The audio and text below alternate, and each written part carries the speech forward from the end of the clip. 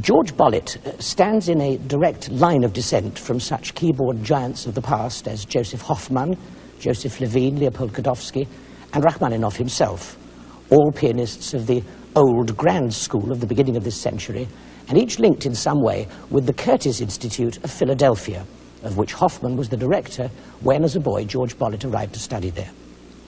Bolet's career was significantly launched at the age of 16, when he played at Carnegie Hall before an audience which included Hoffmann, Godowsky, Rachmaninoff, and Horowitz.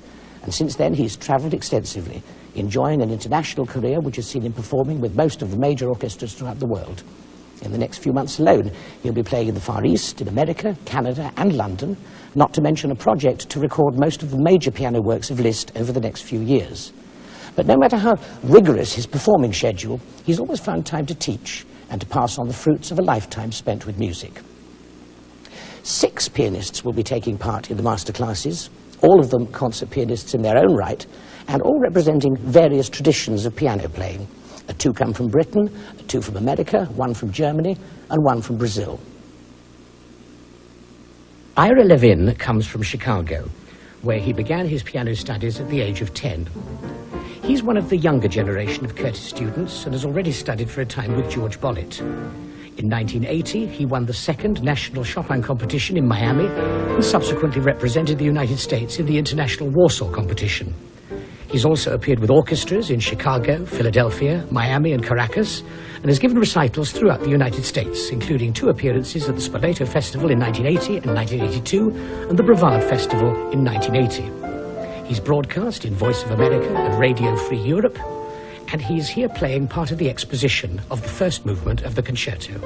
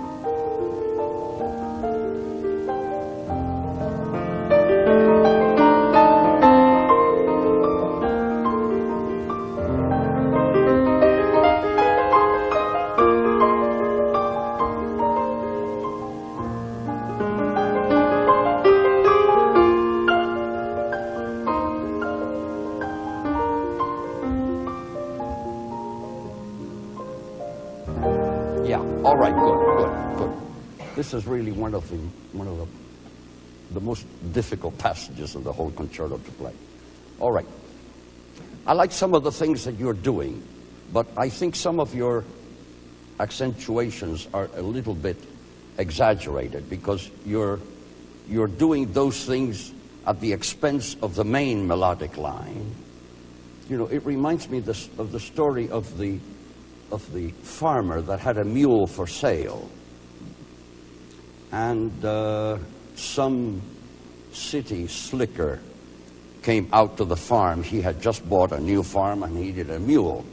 So the old farmer was telling him this was really a very, very unusual mule and very intelligent. Do anything you ask him, anything you want, the mule does. So they go out to the barn, and here's the mule, and the farmer goes down, picks up a 2x4 and hits the mule on the head, and he said, "But what are you doing? What?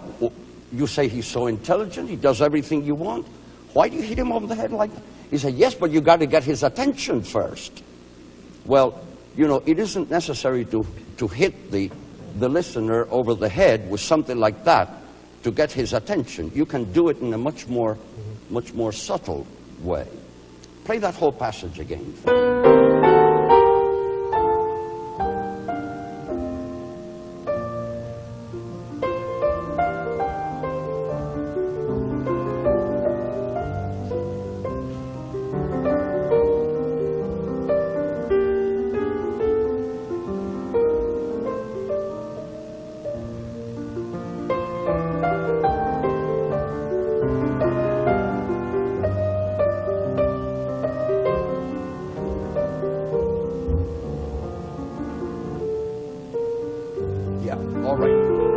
Good. Now, there's a line here that you're absolutely kind of neglecting and ignoring, and I really would like to hear some of it.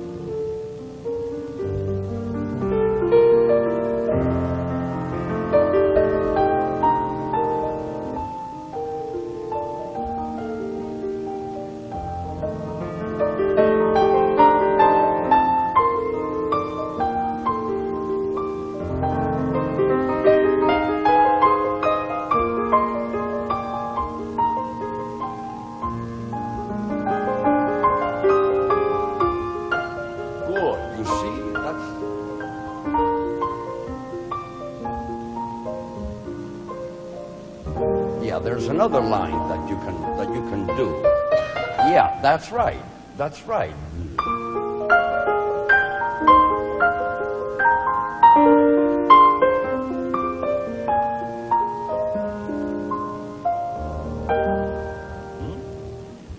Okay, go on.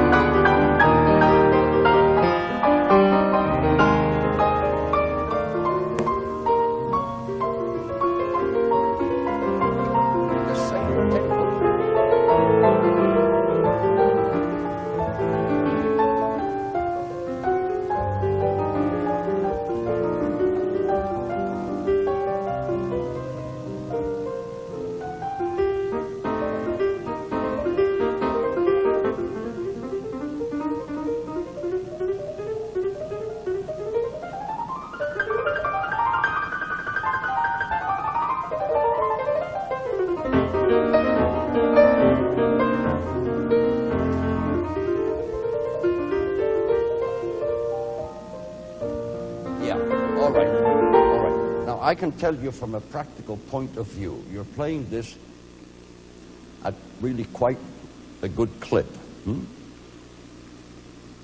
I think you're going to find it extremely difficult with most orchestras to play it at that tempo. For some unknown reason, the strings they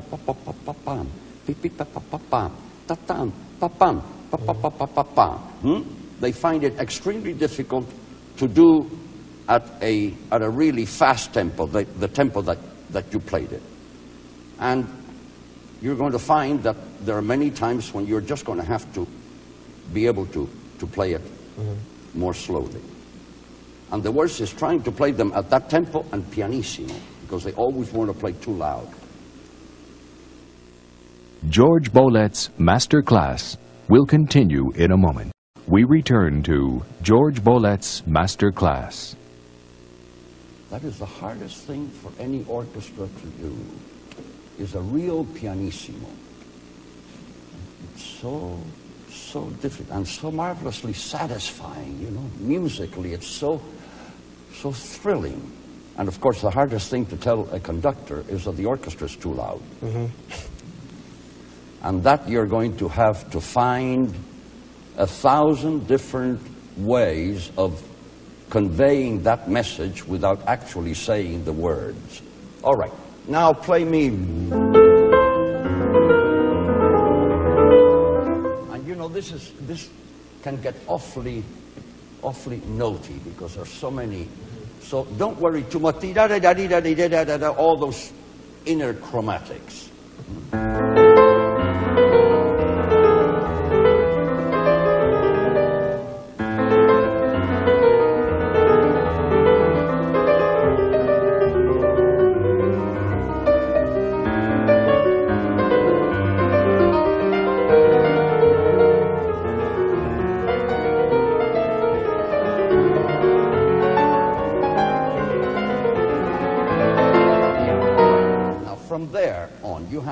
a long progression.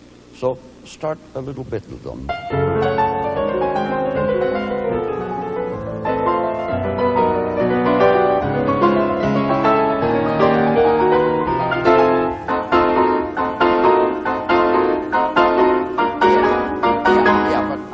I'm not so sure that I like the. It sounds as a tim-pa-dum, as though the last two chords were slurred. Yum-pam-pam, pam-pam-pam. There are three separate ones. Yes, good.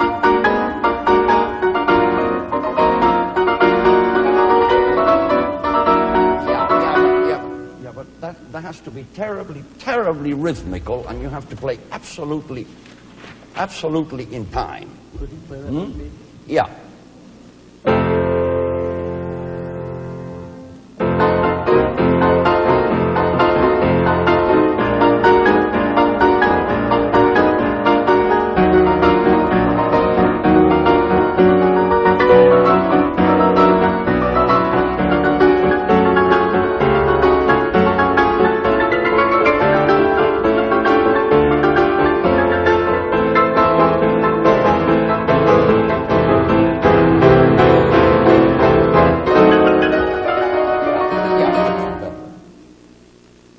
Play it by yourself. Pop, pop, pop, pop, pop.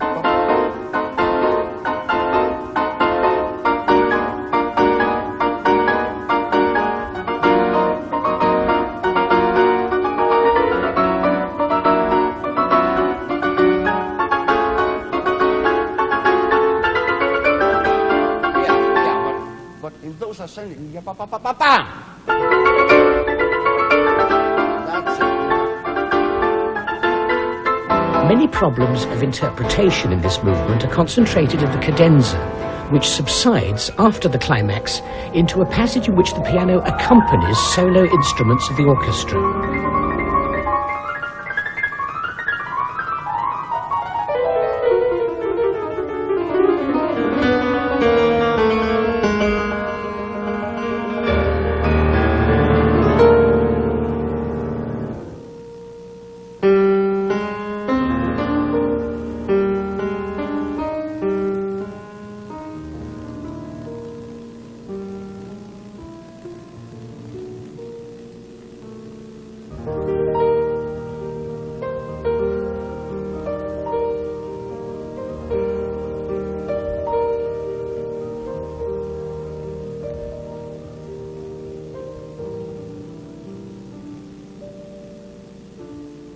Yeah. All right. You know, most of this you're playing at such a speed that sometimes it's hard for me to know exactly what you're playing. Me also. Yeah, you kind of get carried away by it. Start the cadenza again. Yeah, good.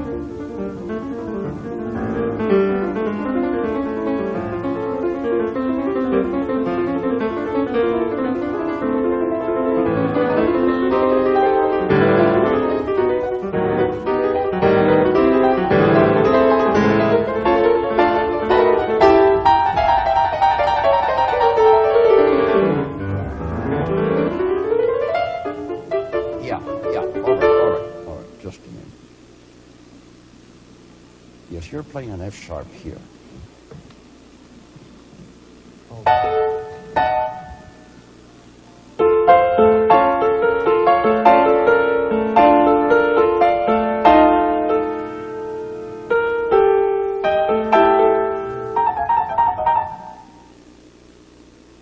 Can you start somewhere?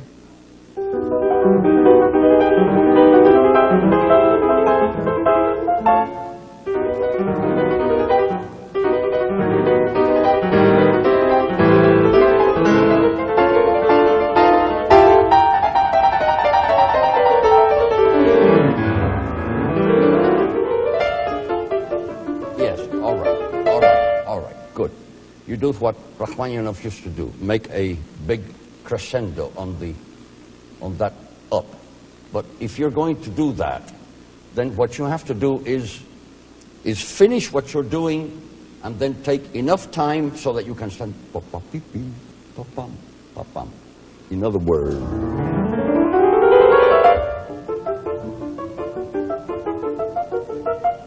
you must take a good break.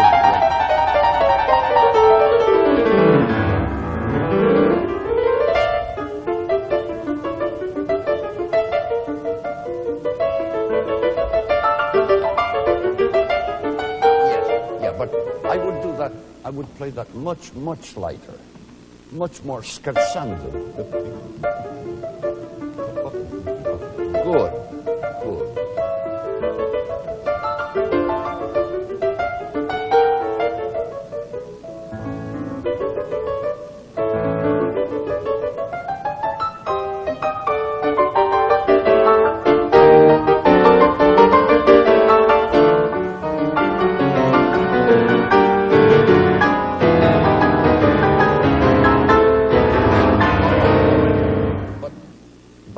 We have two elements. We have this.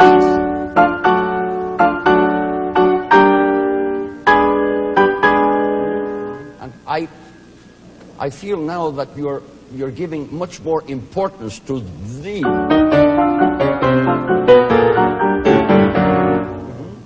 Try to do the opposite.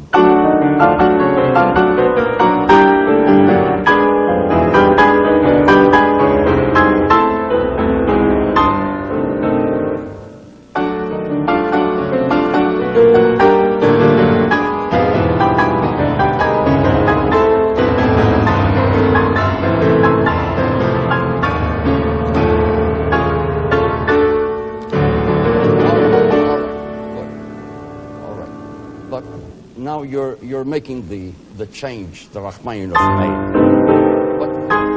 but you must still play this chord in the.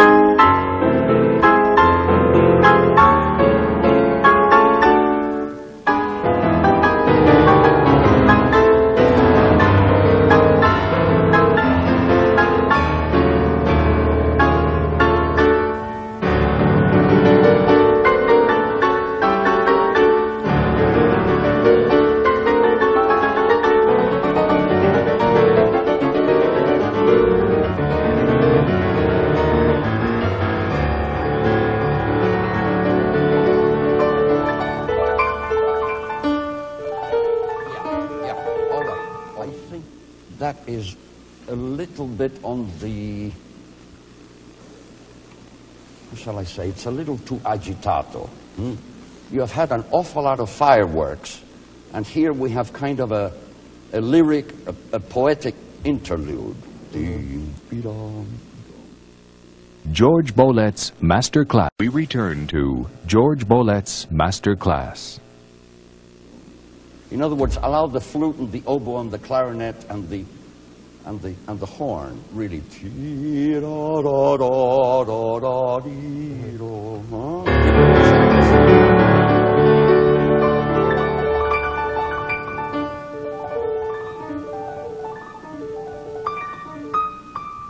Go ahead.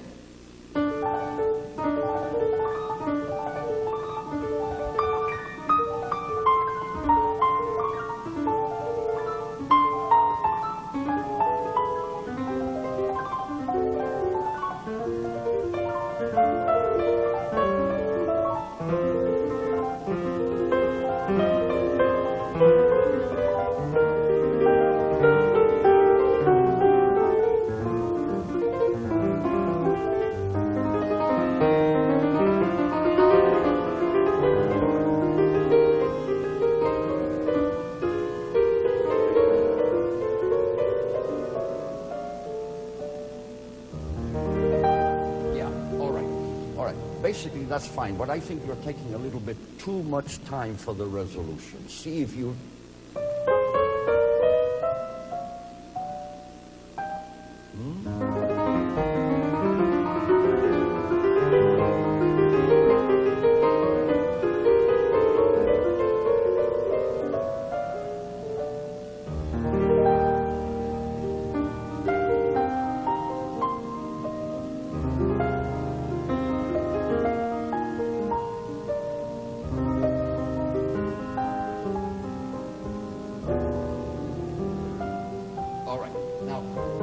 I get the impression that here you really want to make quite a come down. Yes. All right. But in order to have that have any kind of meaning, you have to do the other ones in a very positive manner.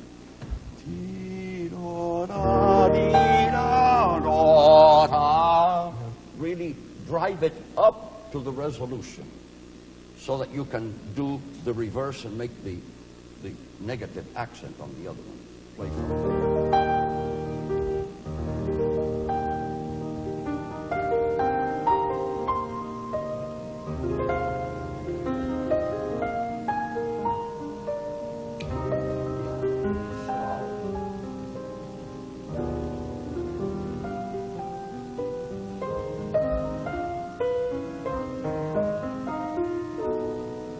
Jorge Bolet and the American pianist Ira Levin. 21-year-old Jose Feghali comes from Brazil, where he began studying the piano at the age of 4. When he was 8, he made his concert debut, having won the Brazilian Symphony Orchestra competition. He came to London in 1976 and won numerous prizes at the Royal Academy of Music, which he followed up with successes at several international competitions. At the 1978 Queen Sofia International Competition in Madrid, he took 2nd prize, 1st prize and the Outstanding Artist Award at the 1980 International Young Artist Competition in Tunbridge Wells, and 1st prize again in the 1982 Dudley Piano Competition. Unlike Ira Levin, he's never studied with Jorge Bolet, and several different points emerged from his interpretation of the same movement.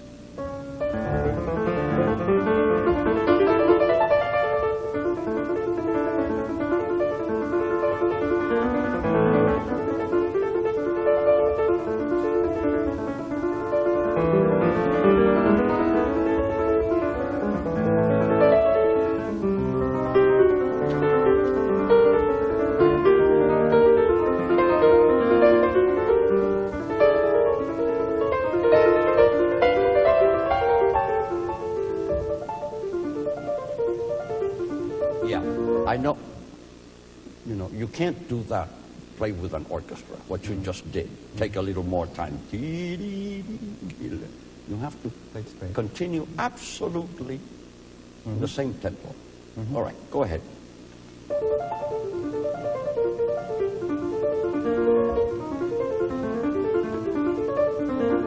Yeah, all right. But if you're going to do that, you really have to do it more definite. I know what you're trying to do, but the listener wouldn't know exactly what you were, or at least what you're trying to do, you're not really conveying to the listener. You're trying to do...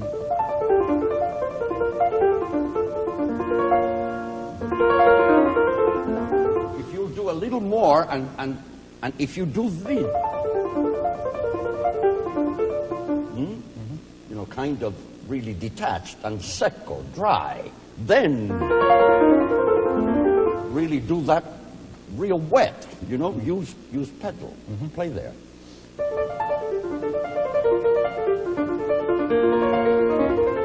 Yeah, all right. That'll be doubly effective if you will do the secco much more pianissimo.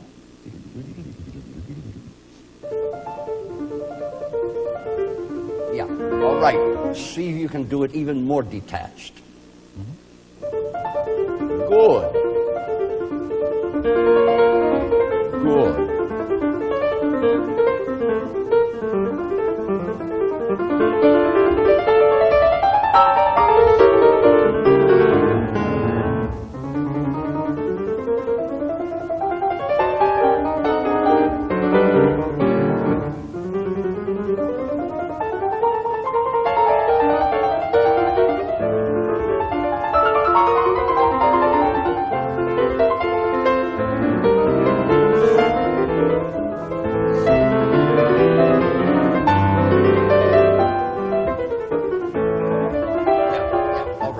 That's going to be very, very difficult for a conductor to be able to follow you.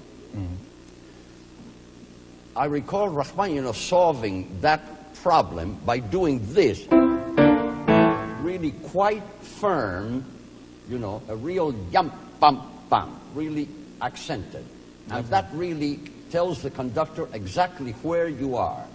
Yeah, the tempi I'm going to go in with.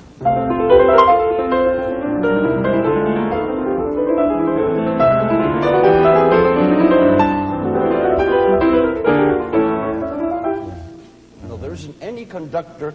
And then another thing you can tell the conductor, and this might be a help to him, and that is that you do the allargando, but the a tempo, the back to a tempo, starts on the fourth beat of that measure.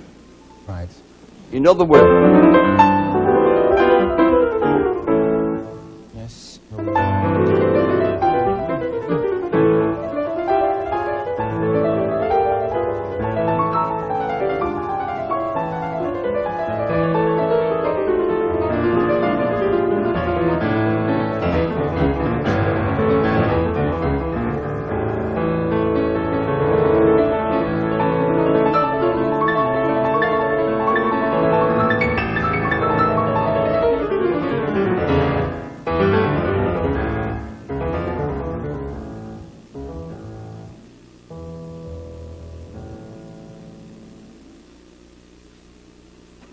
I think you can take a little more time for that. Yeah. Take a little more time between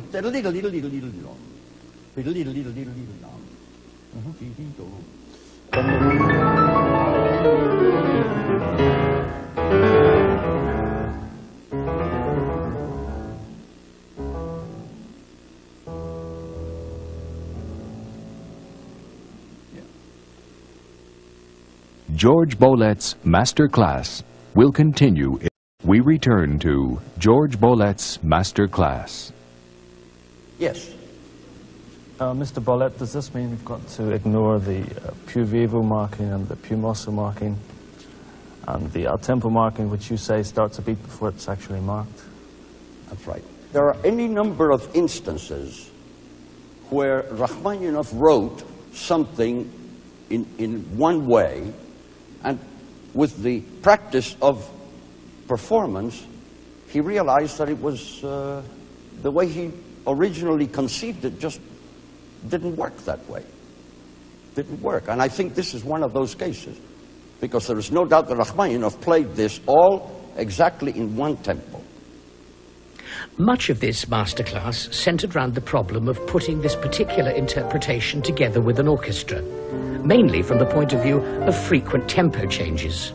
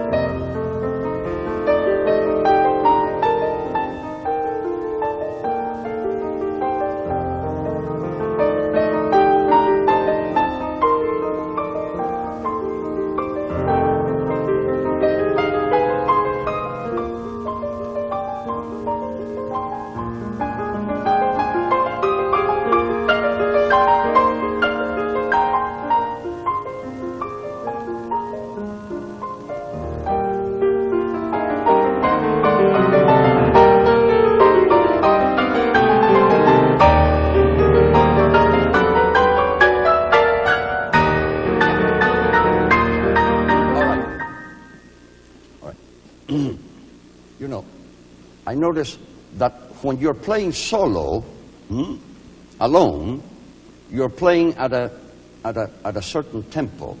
But then there's a bassoon that comes in, and then the violins have also a melodic line together with you, and so on. And I feel that in those places you're going faster. I would keep this whole thing really quite at the same. Once you get to the big climax, you know, the big crescendo to the big climax, there you can do anything you want. There you can push if you want. But until then, I would really play quite evenly. Play the whole from.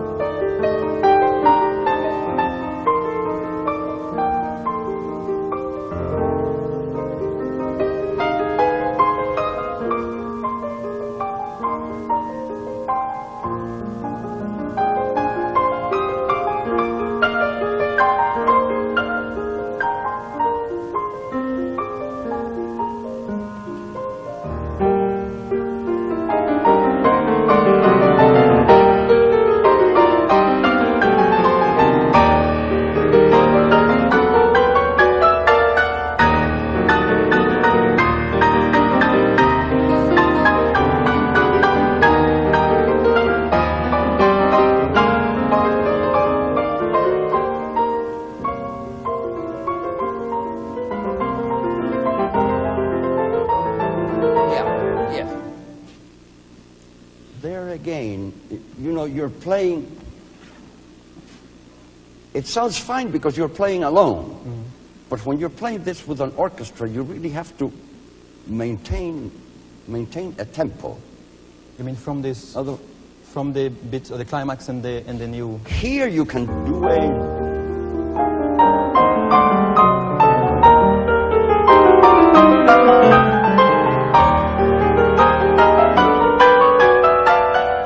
That's fine because that's a very clear, very understandable. But from here.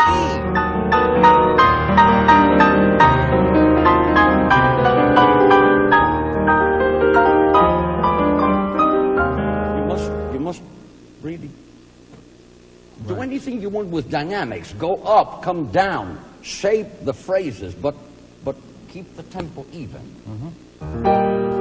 Sorry.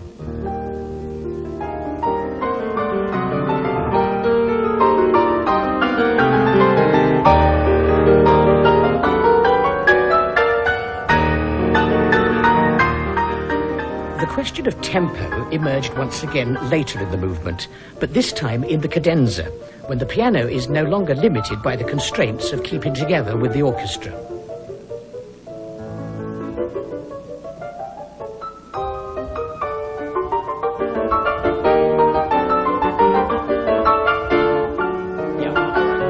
Good.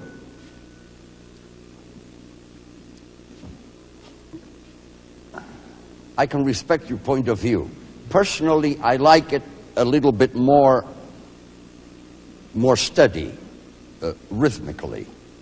I mean, you're kind of taking time, and then you rush, and so on. However, the one thing you cannot do is to take it at such a clip that you can't keep it up. You mean especially that bit, this scherzando? No, I mean from here.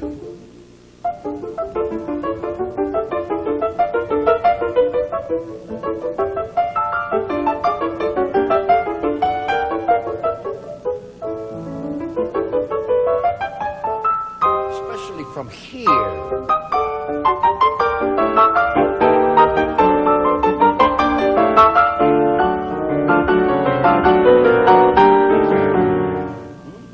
Because when you get here, you really can't slow up.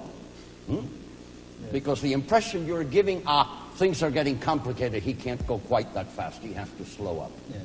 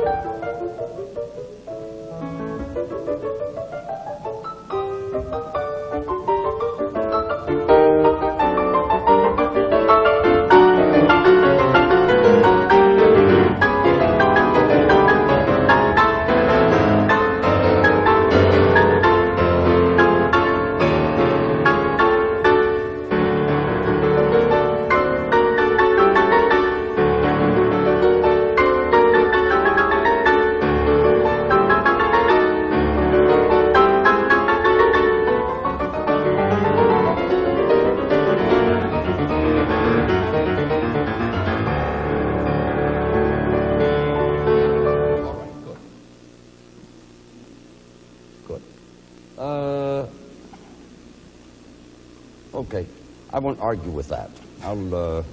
I think it's a valid point of view, and you do it very well. The only thing is that here, you know, at the D major arpeggios, all I hear is this.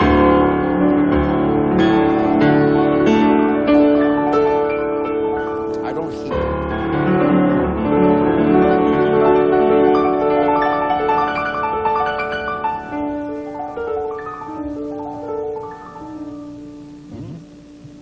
See if you can do more.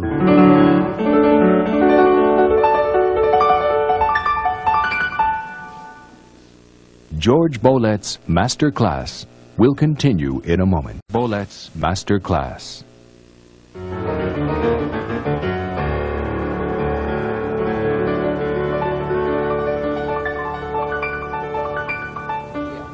It'll help you immeasurably if you don't do it. whack those notes. Right.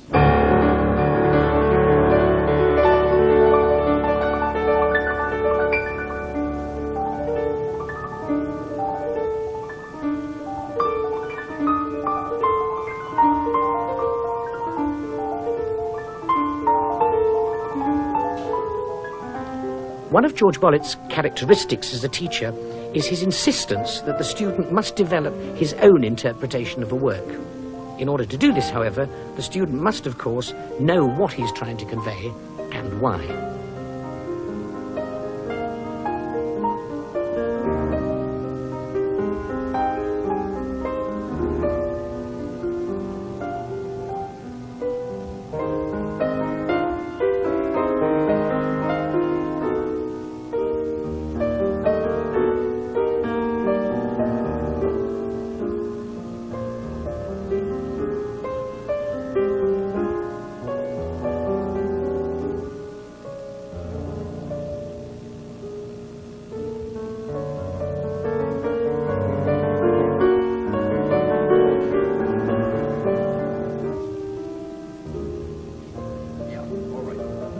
Good. Now look, tell me at a place like this, for example, just what do you envision that you really want to savor, that you want to convey to the listener the beauties of this particular passage? Wherein lie the... Well, I think what I was trying to convey here is that I play this, as you said, I mean, nebulously, and here is a kind of oasis, you know. It sort of suddenly springs out. Yeah, and then all it goes right. back again into the come prima. All right, good. Basically, that's a very good idea. Very good idea. But wherein consists the beauty of this? What gives this thing a particular importance? How do you call it? It's kind of poggiatura into the... Yeah, but why should that 16th note be important at all? Because it's so dissonant to it. Ah, exactly.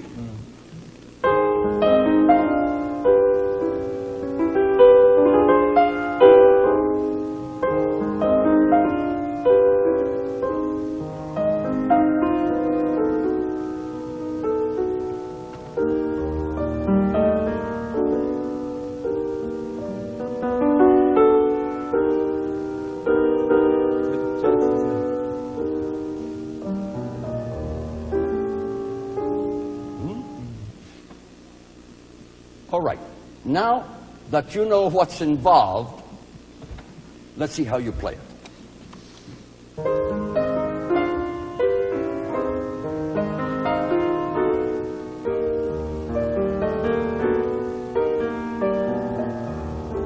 Yeah, all right. But you see, now you're playing, you're giving everything so much importance that you aren't really telling me what you consider particularly important. Huh? Look, all performance is communication. I define music as the art of communication between two people by means of musical sounds.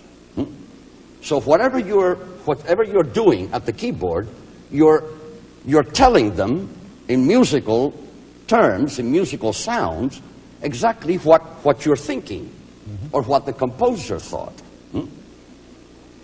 Now you have to find out what the beautiful thoughts of the composer were, and then you have to play them in such a way that you are communicating to the listener what you're doing. But you have to play it in such a way that it's like actually telling the listener, listen to this, isn't this beautiful? Listen to this melodic, the shape of this melodic line, the transition of this harmonic progression. Listen to the Rachmaninoff recording, and I'm sure that you will find that he does some things that are just absolutely so breathtaking. Good. Thank you very much. Thank you. Bravo.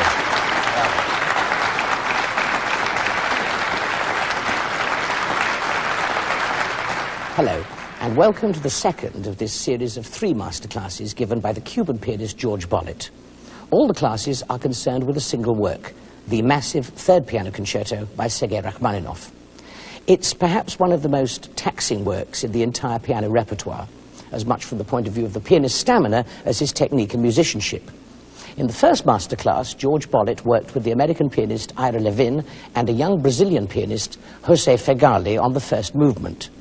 Today, 2 different pianists present him with their interpretation of the second movement, the lyrical intermezzo.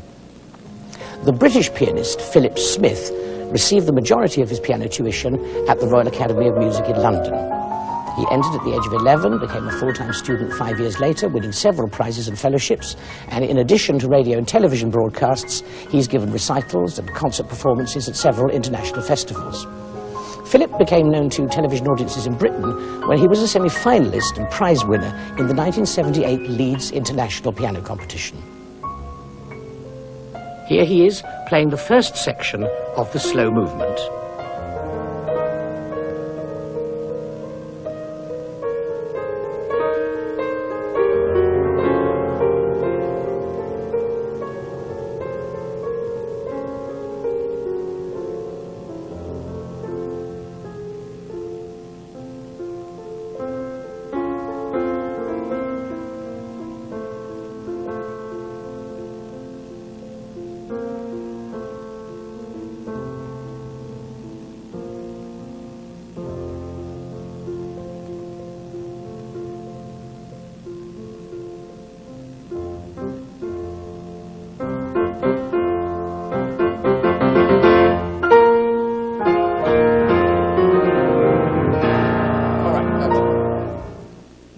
I wish we had the time to be able to play the whole thing all the way through, but unfortunately we have to take things by sections. The first impression that I get from hearing you play this is that you're taking a great deal of time for certain things which I don't think are really quite that important.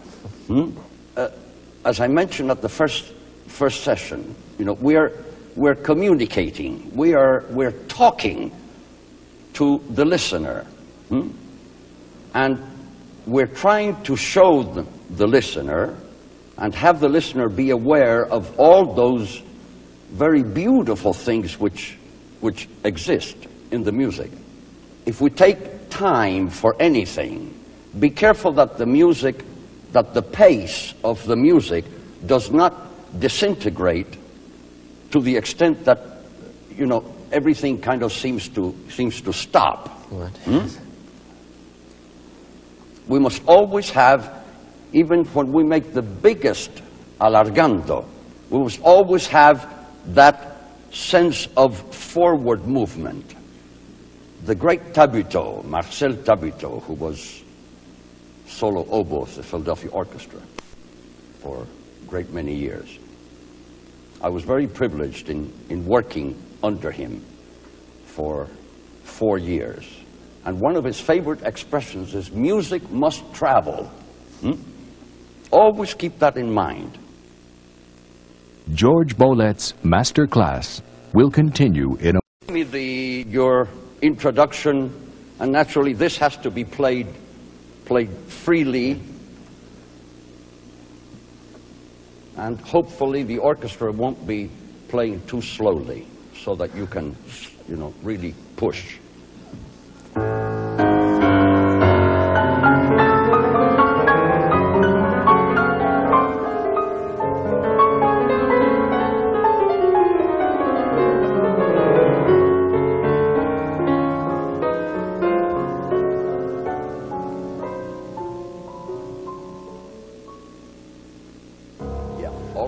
Already much, I think it's really much better overall shape. Now, another thing that is that I think you're making a little bit too, you know, of that inside line. I know that Rachmaninoff wrote a dash on it, which he definitely, but I think these,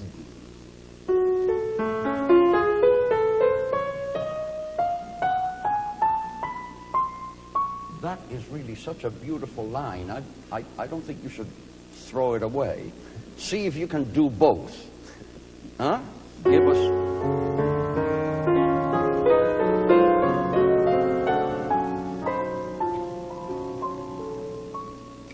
Don't stop, don't stop, don't stop.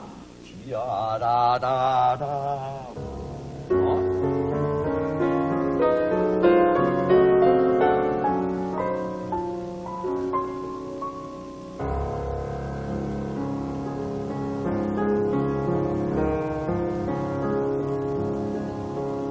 Yeah, all right.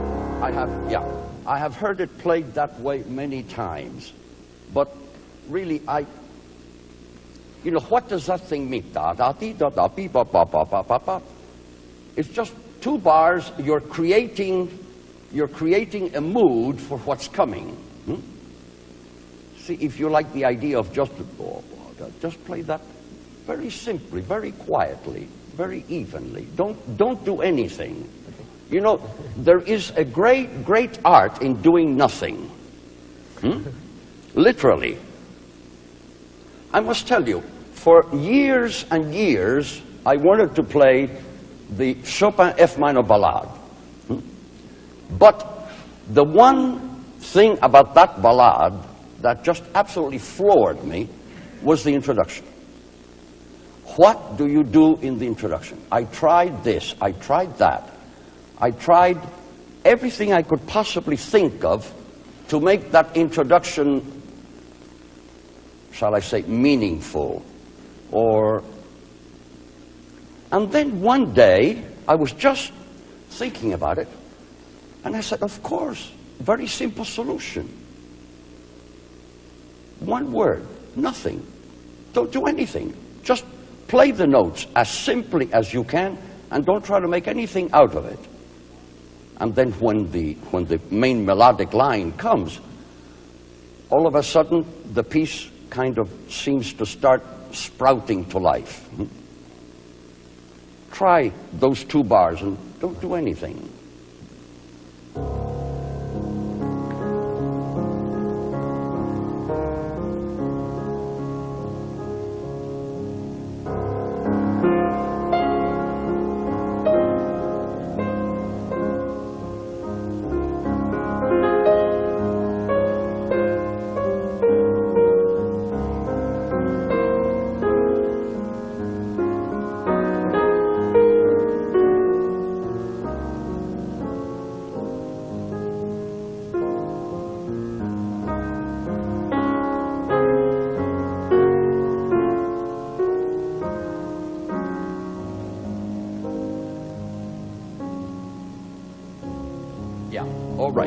All right, good. Basically, it's good, but I think it's really a little bit too slow. You know, almost every melodic line seems to be a stopping place. See if you can play it now.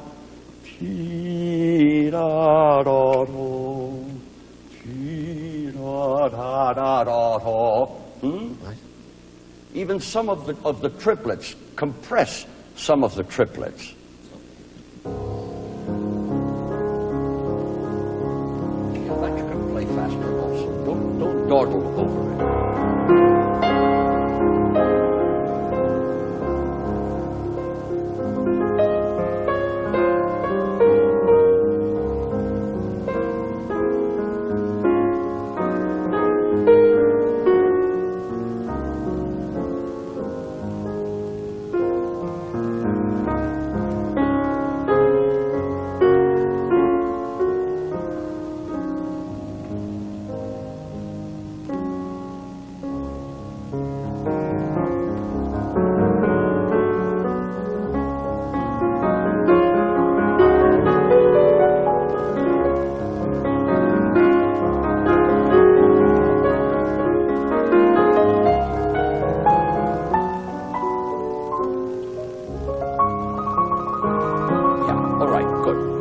Good.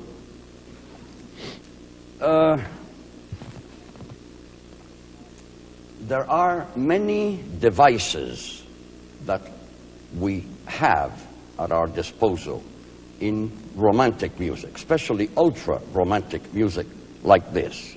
A very powerful one is emphasizing a special melodic line by rolling the chord that leads to it. Another one is a principle that I learned from Godowsky, and that is that whenever you have, two melodic lines simultaneously, one with the other, especially where one ends and the other one begins, don't play those two notes together, but separate them. In other words, play one first and then the other one. Look.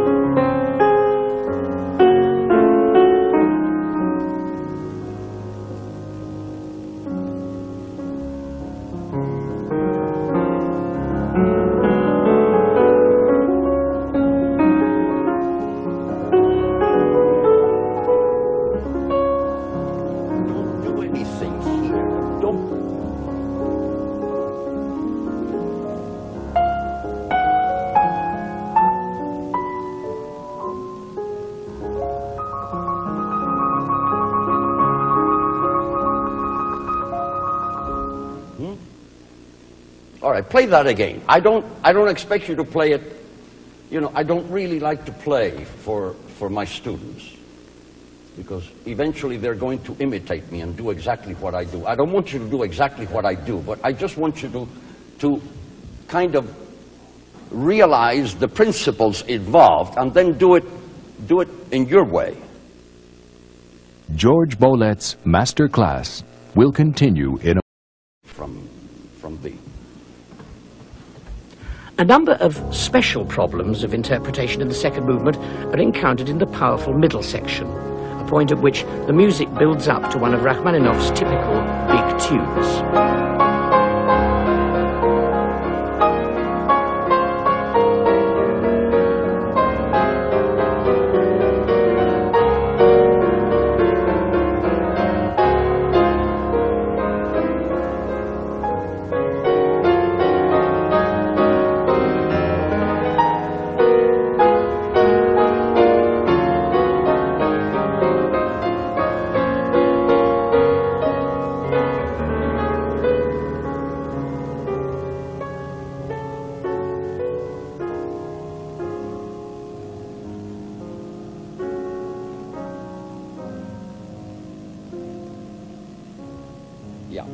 Yeah, all right.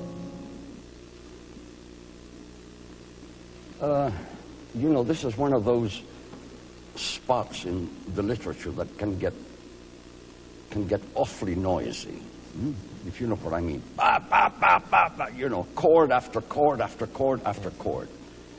We have to find some way of making this as lyric and as melodic as we possibly can. And in order to do that, there are an awful lot of things that we really have to subdue. I think you're playing the whole thing at a tremendously high dynamic level, and you're not taking advantage of going down on your dynamic level in some places so that you can rise again. And then when you do really get to the big climax, you have been there already quite some time. So it's really not a climax, it's not a high point. It kind of becomes a very high altitude mesa. Play me again from bom, dee da da da, from here.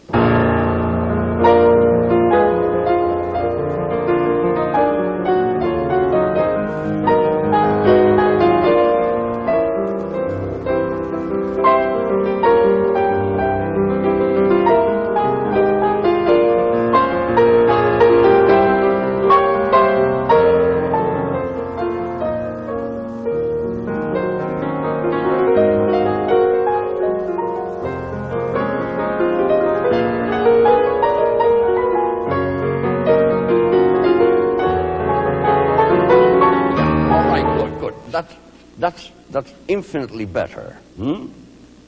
You know what you were trying to do. Hmm? All right, good. I realize exactly what you were trying to do. But now, the way you played it, the first statement, I don't think I would come down in that. Hmm? Keep it at a good, big, dynamic level. Here.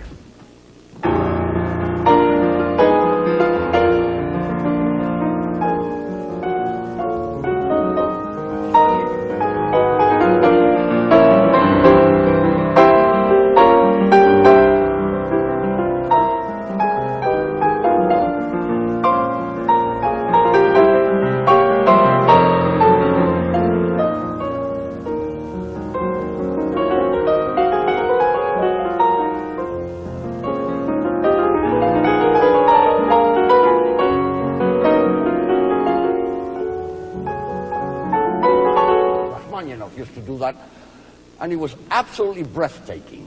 Do a piano.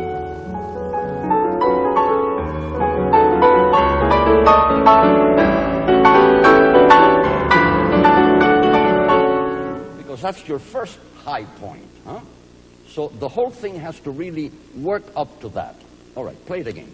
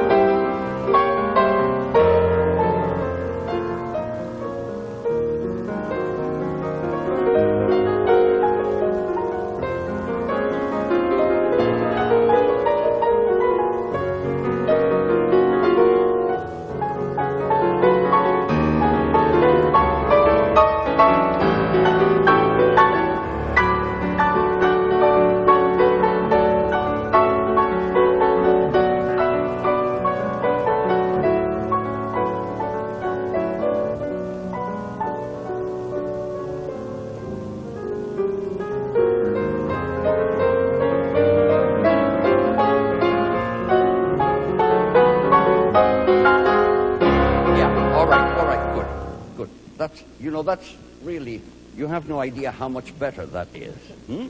That's fine. That's very good. The only thing is you can't roll that chord. Huh? You have to do. Otherwise, this has absolutely no impact. It has no power. Hmm? Another thing is when you start making your diminuendo, you start getting slower. Don't get slower. Just make a diminuendo, but keep that. Can you take it from the first high point? Yeah. Ba-dee. Yeah. With it. Da-da.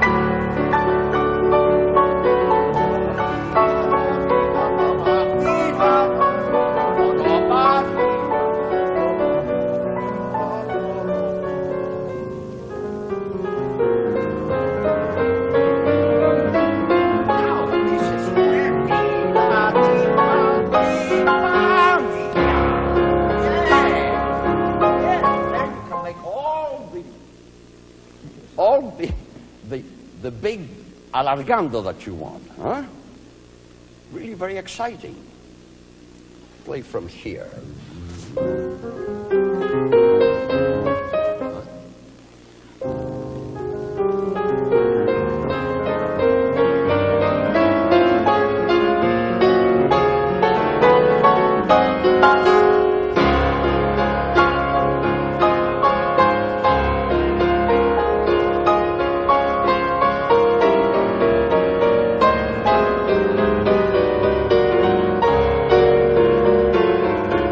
Smith with his interpretation of that big climax.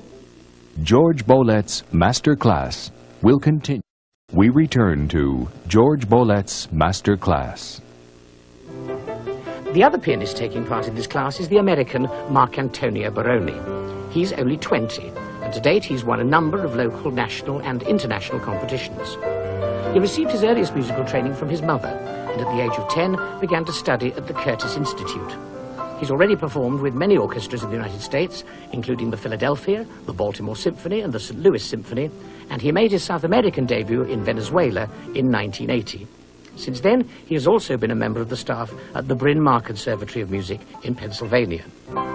His interpretation of this movement is in contrast to the one we've just heard, a slightly different mood, and on the whole, a faster tempo.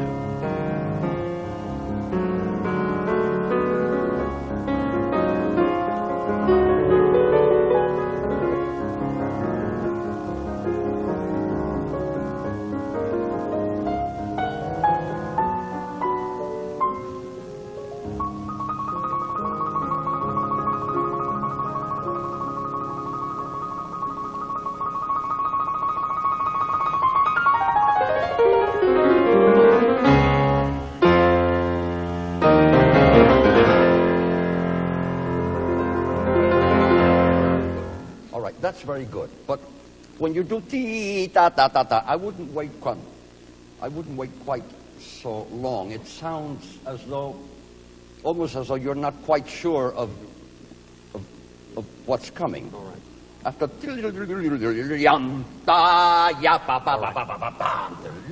and then go. Yes. Don't stop on. All right. Play.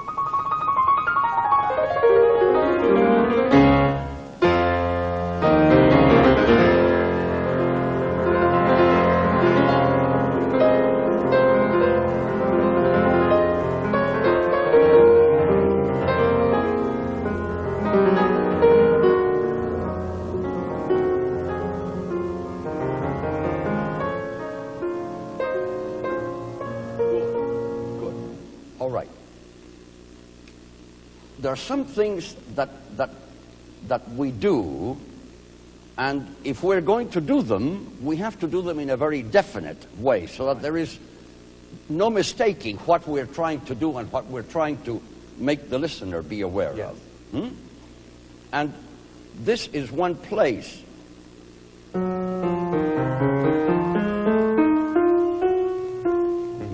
Right. You're trying to do something with that. Yes.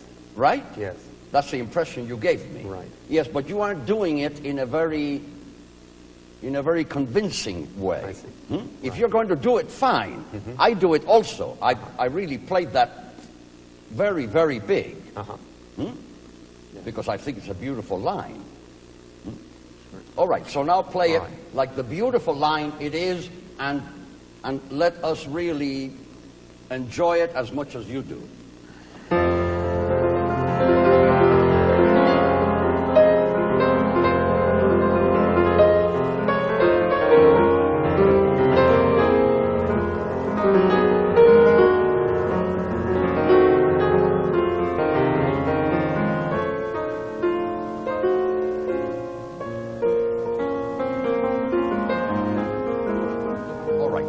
In order for us to relish that line, you don't really have to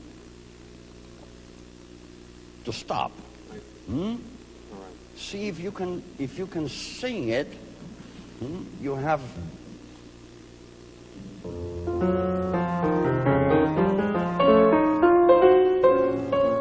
And go on. All right. Go on.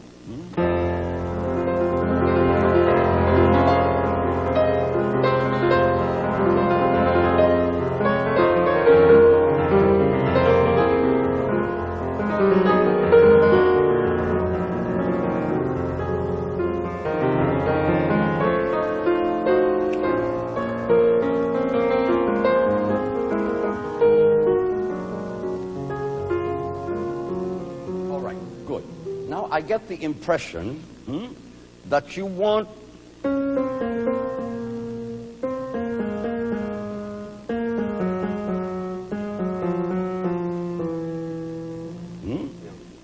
all right, that's fine, but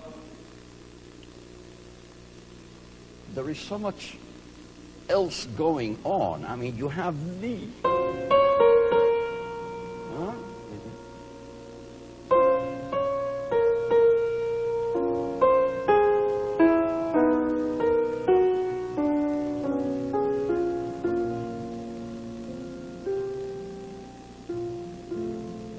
And I think in that really has to be much more important than the secondary. Okay. Yes. In other words, think of those two melodic lines as being the principal one, the top one, the inside one, the secondary one, and then the other one as being just an additional embroidery, ornamentation.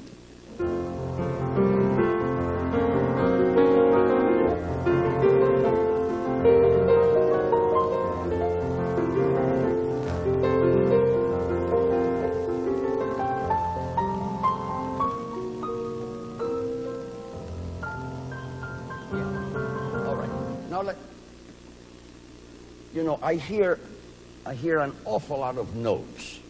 This is what I hear.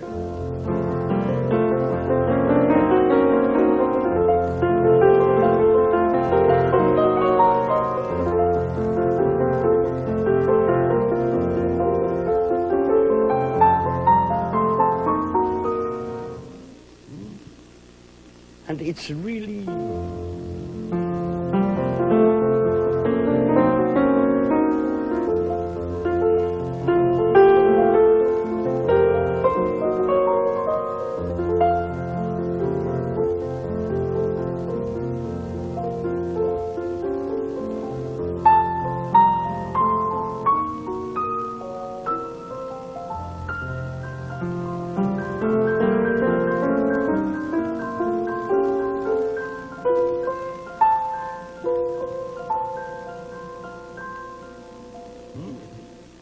You see the difference? Yes, of course. In other words, too much of the unessential and not enough of the essential. So play me the essential and then let the non-essential just be kind of part of the background. Play there. Having spent a lifetime on the concert platforms of the world, Jorge Bolet is in the enviable position of being able to offer innumerable practical hints and pieces of advice for putting the solo part together with an orchestra. With this work in particular, he has a fund of tips and well-tried tricks of the trade, which he's always eager to pass on. The one thing that I find a little disturbing is that, especially in this place, all through here, rhythmically it's a very difficult spot, because you're playing in a triple time. Right. You're playing ti da ti pa ti tam, 1 2 3 1 2, and the poor orchestra is playing ta di da dam pa da di dam. So it's really one place where you have to make every effort to play as rhythmically in tempo, in time, as you possibly can. All right. Another place that I find a little bit, I know you're trying to play very freely, and that's all very good, but don't get the misconception that in order to play freely, you have to play faster and slower and, you can play very freely and still play with a very, very even, flowing tempo. This is the place that I mean.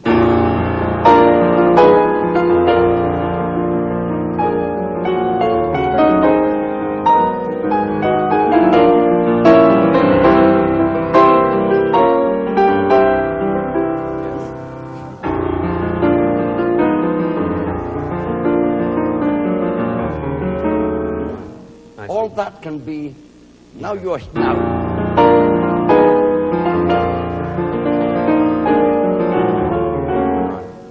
Yes. If you can make those 16th notes play. All right, play me from here. You're the only other pianist I've ever known who plays the ossia. Everybody plays the other one. But I like the ossia much better.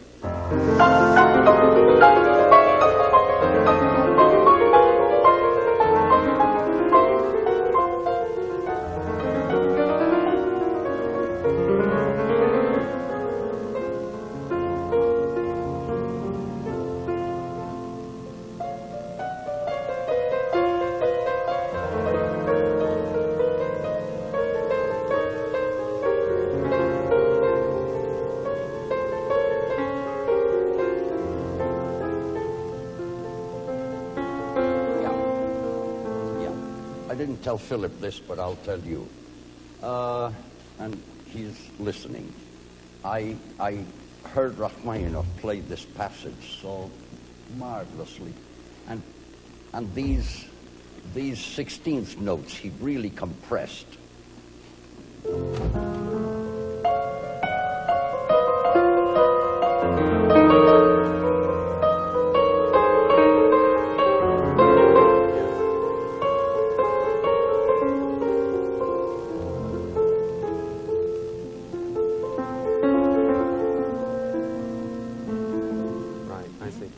You like it?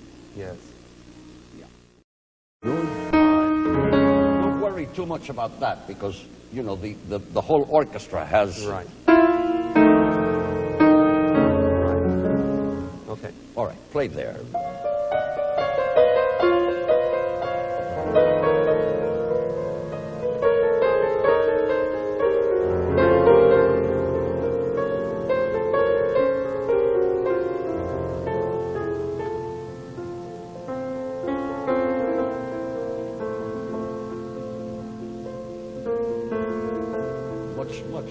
Much less. That's fine. Now what? Of course. Go. This.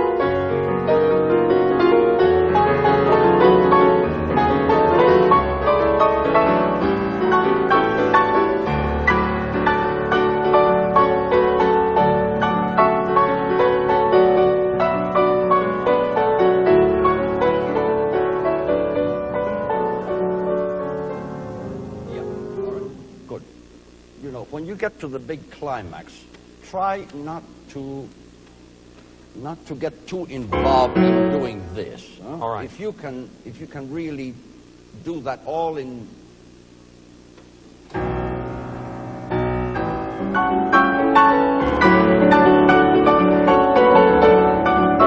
And then this is one place where you really should push. All right.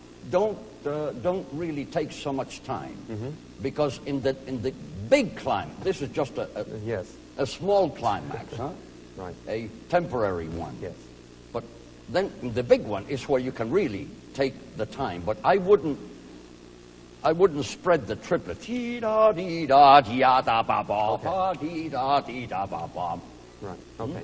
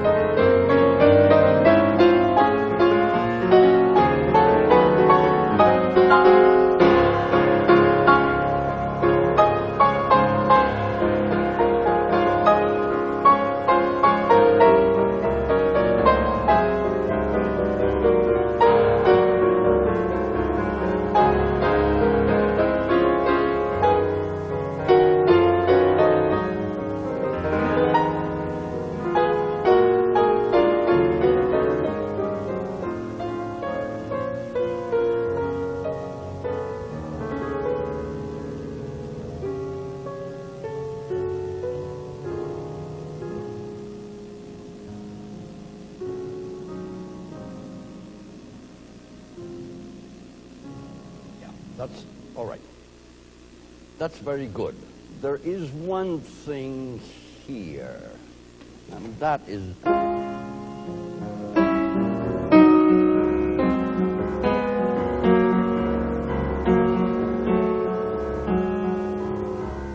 I think you could really do. Yes.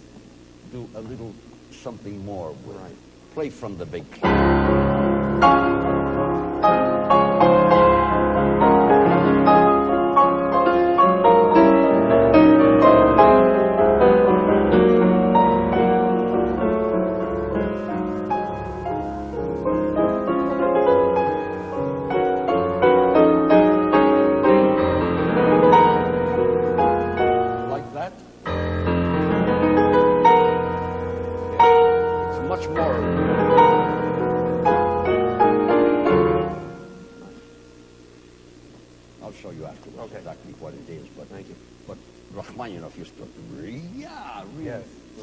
Or Yeah, right. all right, play from the Feghali.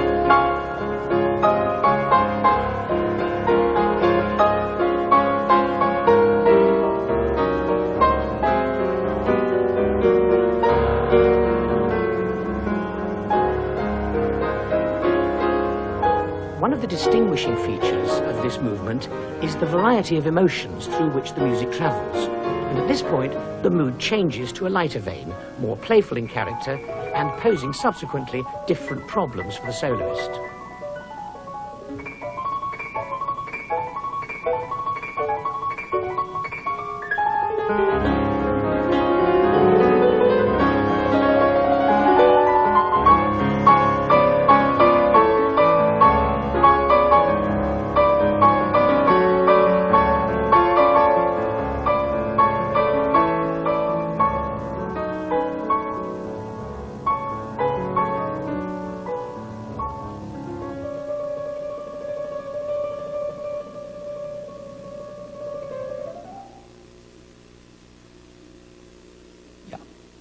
All right. Now you're doing the opposite of what Philip did. And basically what you do is very good. However, I think the whole scherzando, your articulation is beautiful, the way you do the things that you do are fine. But I think the whole thing is at a too high a dynamic level. All right. I think if you can do exactly what you're doing, but just bring the whole thing so that it has a real, you know, there must never be a heavy feeling. Yes. Everything must be light and just real frothy. Yeah. Play there from.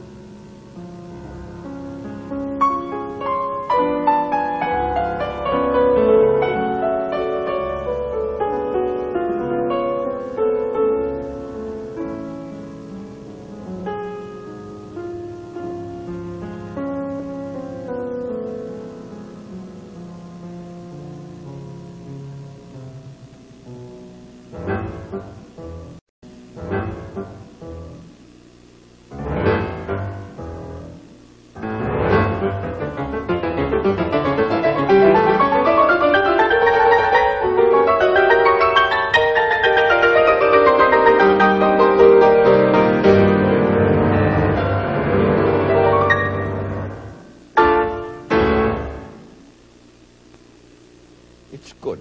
The one thing that I would say is that you know, you're going to find that every orchestra wants to do that, and I think it's a good idea. Okay. Really broaden the triplet and then the eighth notes. Play it again.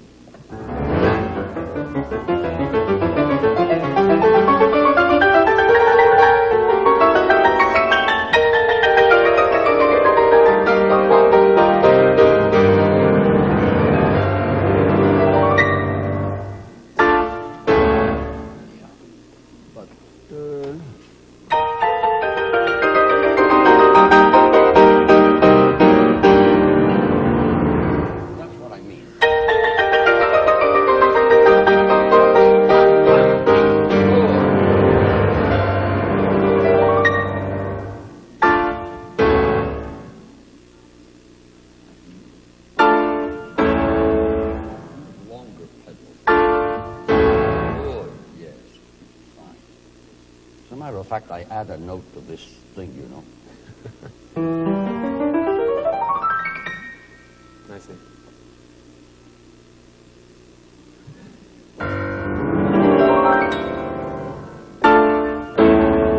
Which sounds better. There are more D's. Right.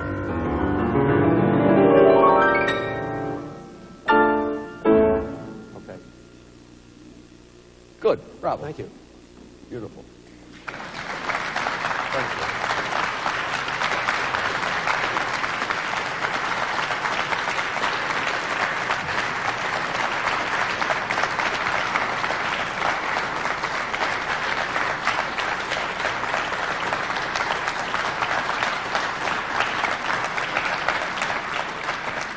22-year-old Wolfgang Manz comes from Düsseldorf, where he began to play the piano at the age of 6. He subsequently studied at Wuppertal, Prague and Hanover, and has already played several times in London's South Bank concert halls, as well as making his debut with the Royal Philharmonic Orchestra. His competition successes make impressive reading, including the first prize in the 1979 Alfred Cortot competition in Berlin, and audiences in Britain will remember him as second prize winner in the 1981 Leeds competition, which he gave a passionate performance of Rachmaninoff's second piano concerto. Here he is working with Jorge Bolet on the first section of the finale, and in particular on what has become a recurrent theme of these masterclasses, the problem of how to gradually build a passage towards a climax.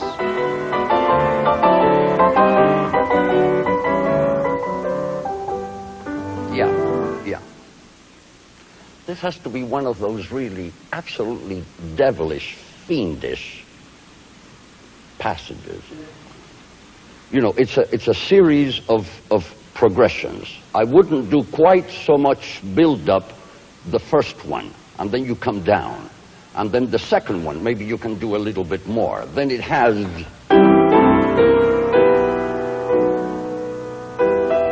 And then you have two more. But the last one is the one where you can really explode and build it up as much as you can. Try it again. It has to be exciting. Don't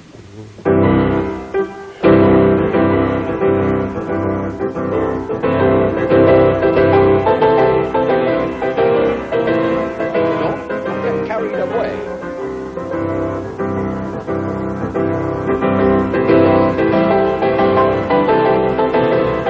Come down.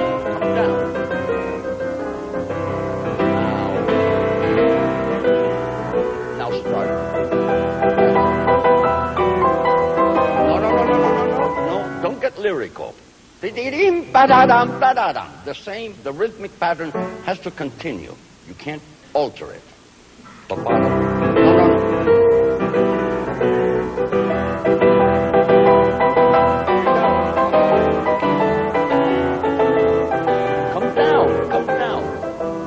Now, this is the big one.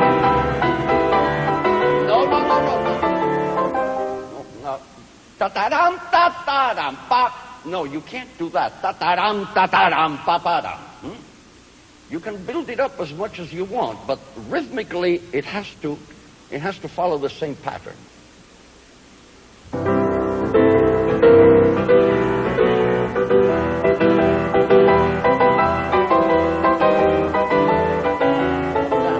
down. This is it.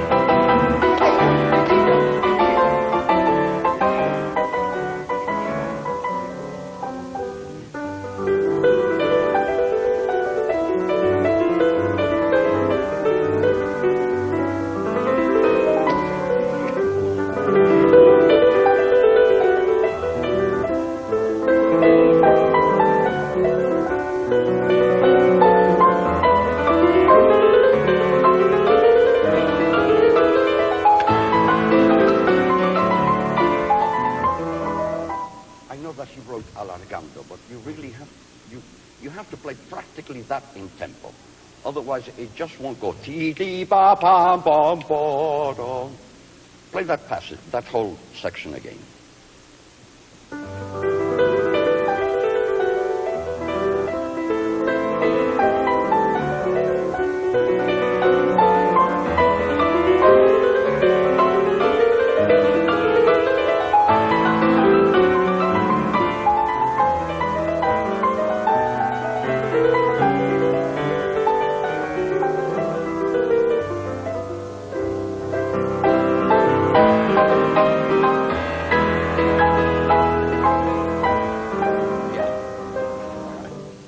sounds very good, but I don't think it'll work, huh?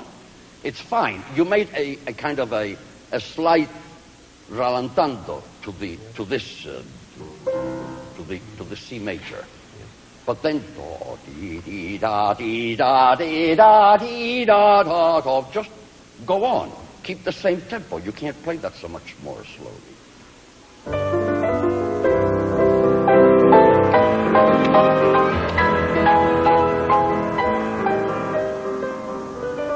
Yeah, all right, good, good.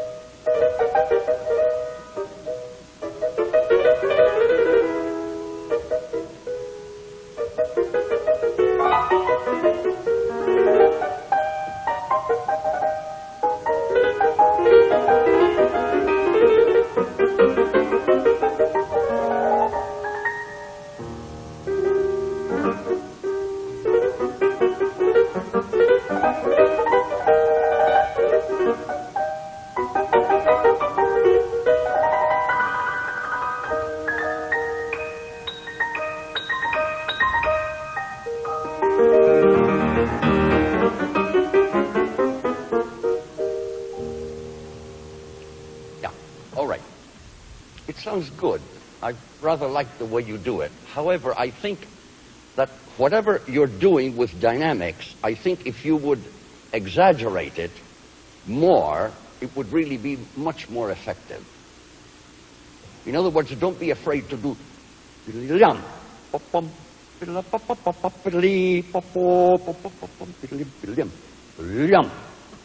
those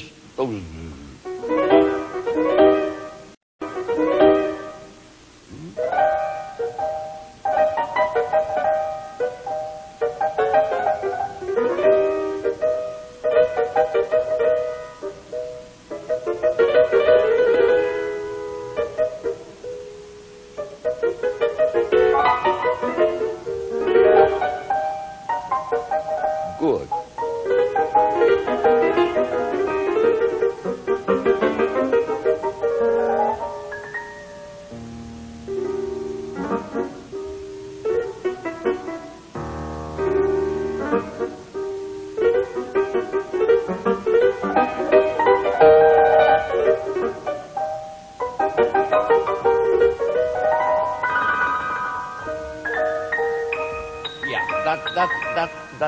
That is the only thing that I don't really think fits.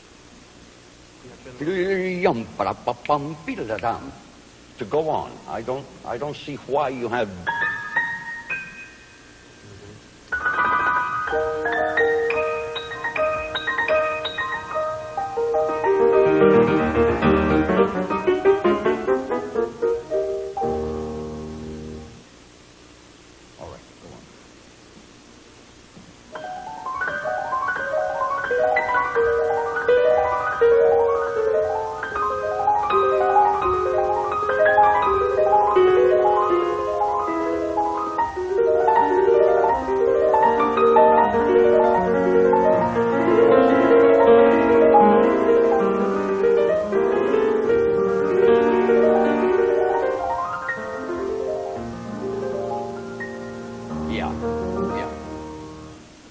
You're using too much hand movement.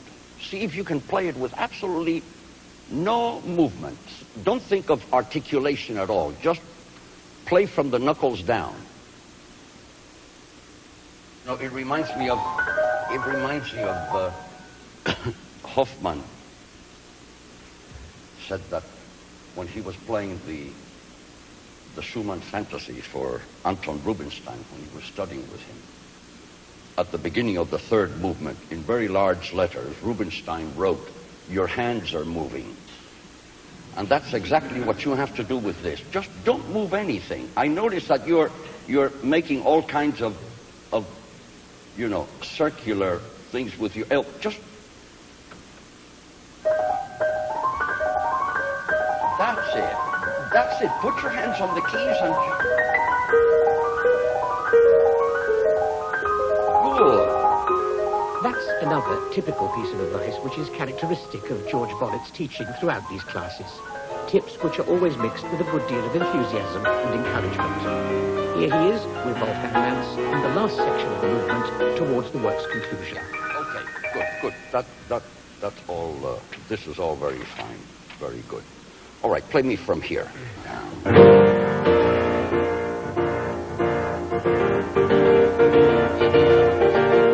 you see, you're starting already at such a high level. Where are you going to go? You're going to have no room. Start pianissimo. Start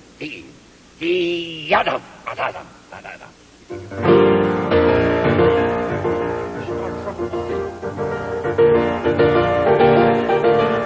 not so much. Come down, come back. Come down.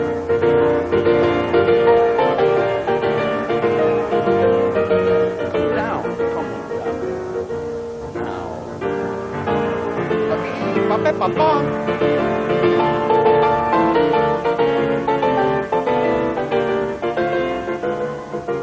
This is the big part.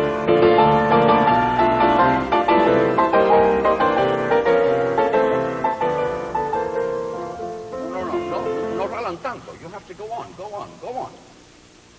Rallentando we do on the first, in the exposition. Here in the recapitulation. Ta-dam, ta-da-dam, ta-da-dam, ta-da-dam, ta-da-dam, ti-ti-dum, pa-pa-dum, ti-ti-dum, ti-ti-dum, pa-dum, po-ti-da-da-di. Huh? You have to go on.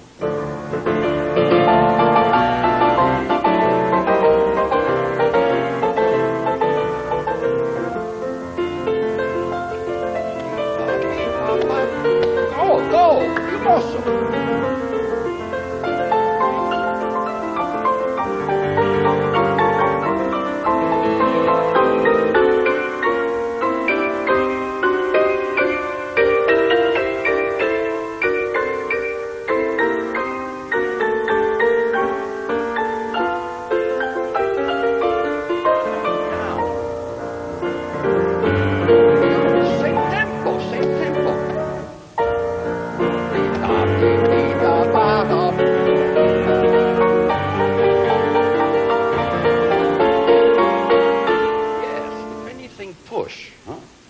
This whole thing, and don't forget that the orchestra is playing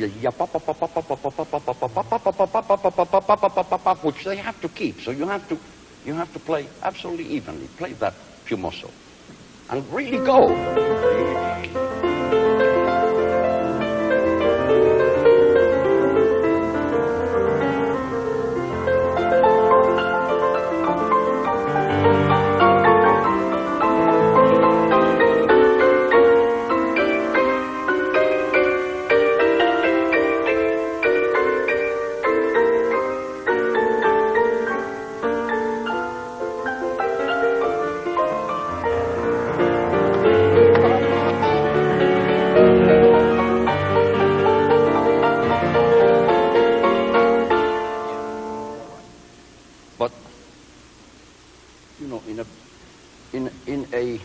A phrase like this.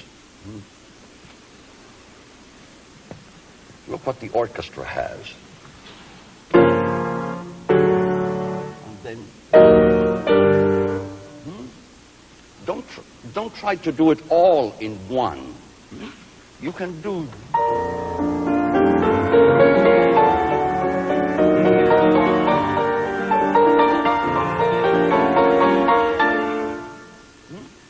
and then you're really you're energizing and you're reinforcing those marvelous harmonic progressions. Play right there.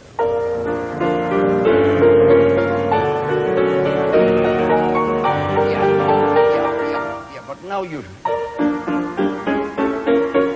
playing.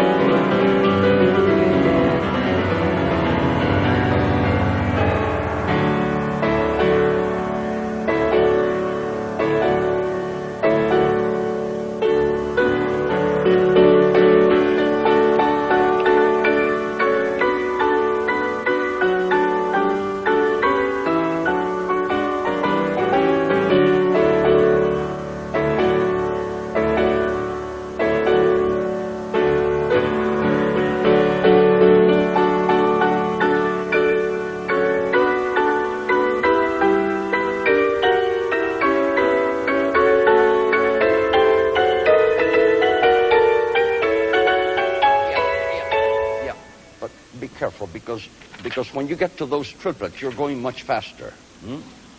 Ti ta ta ti pa pa pa pam ti pa ta ta tam pa pam pi, and that is, I hate to tell you, C natural.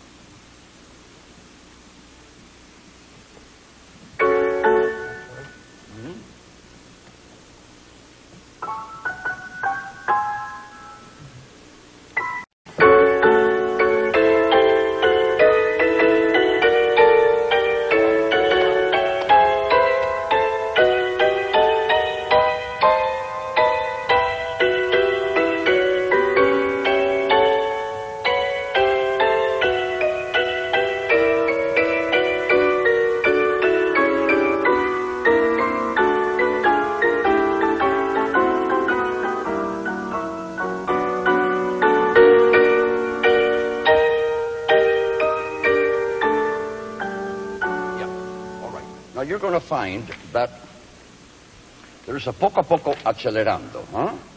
And then there is an allargando, and then there is an accelerando, and then there is an a tempo, and then there's a più vivo with a diminuendo and a crescendo, and there is nothing here except ritardando. Forget it. You'll never... It just doesn't work. And Rachmaninoff himself realized it. From here, you must tell the conductor, this from here absolutely must be like a machine to the end. As far as tempo.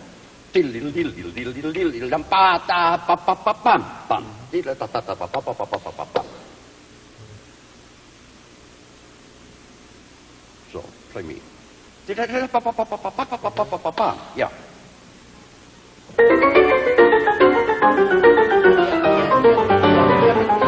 You're playing staccato, huh? Staccato, big, tenuto, big, long.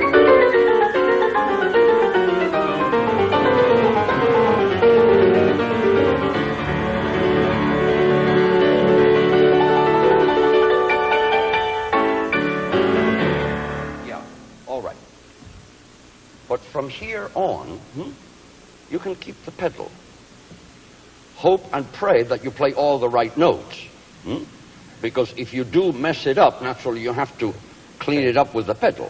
But from here on, just up till there, just one pedal. Play that coda again. Yeah.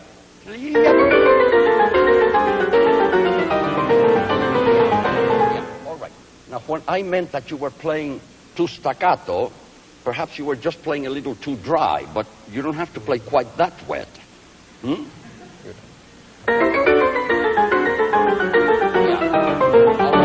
All right, somewhere in between that and the other one. Try it. Good.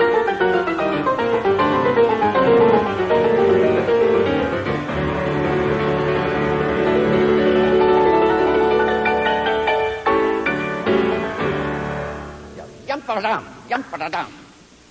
Dum paradam.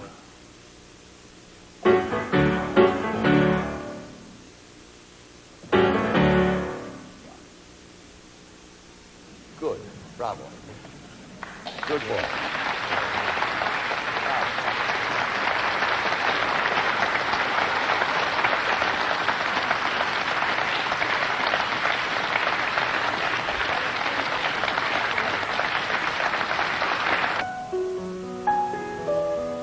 Barry Douglas began his musical training in Belfast before moving to London to study on an open scholarship at the Royal College of Music.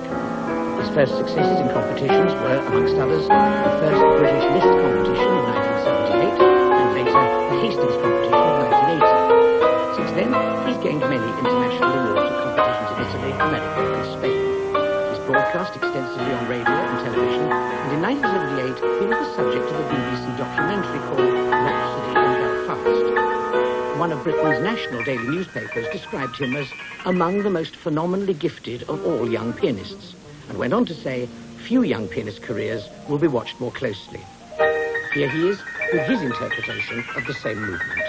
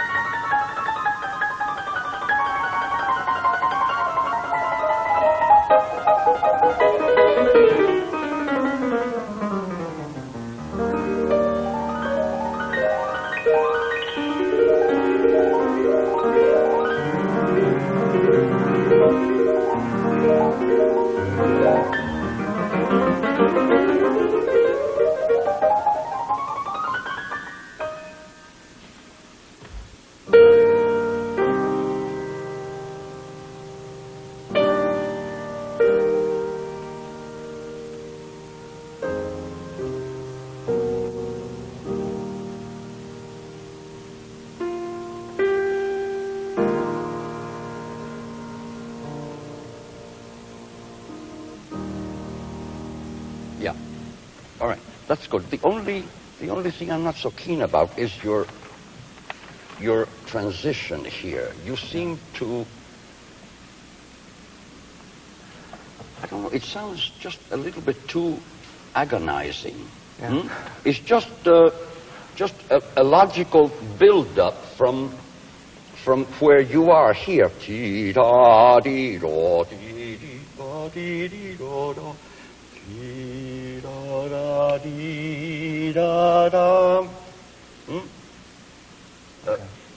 I seem to lose completely the flowing motion that you have established from here.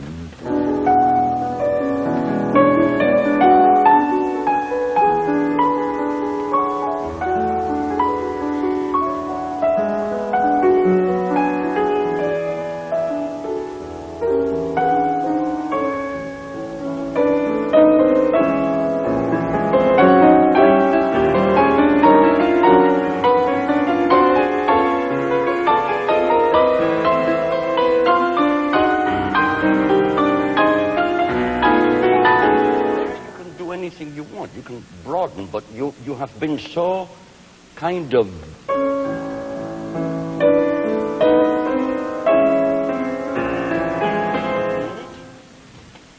play from here. See if you can make it just simply a very beautiful harmonic melodic transition to the big E flat.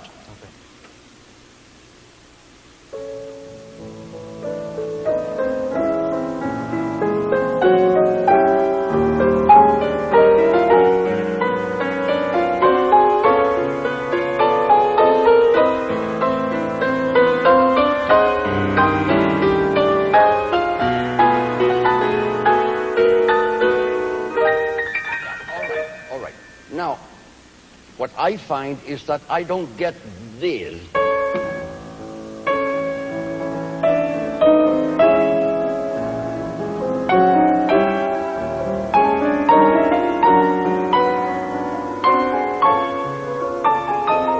I hear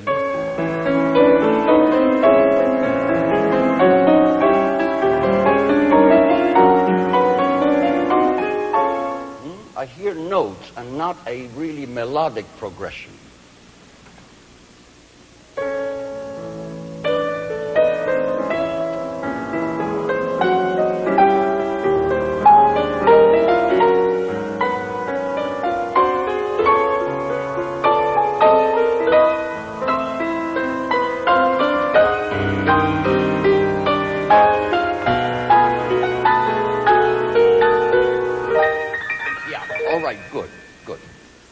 Now you're going overboard the other way, huh? But I think you get the idea. Yeah, you can balance that very well. This is very good. I like the way you. The only thing is I'm not so sure that I like that the left hand sort of yap up up up up up up. All those accentuations in the right hand, in the left hand. Okay. Can you play more of the right hand figuration, very crisp and the left hand is just a kind of a fill-in. Play there.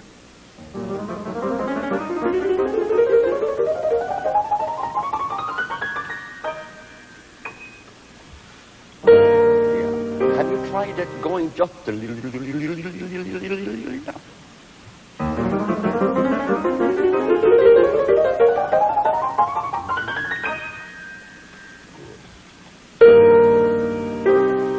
very good.